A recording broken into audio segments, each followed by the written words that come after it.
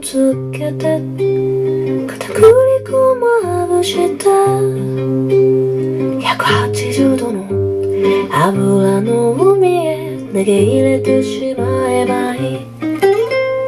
やつら油の海の中で気持ちよさそうに泳いでる。あとはきつね色になるまで待てばいいのさ。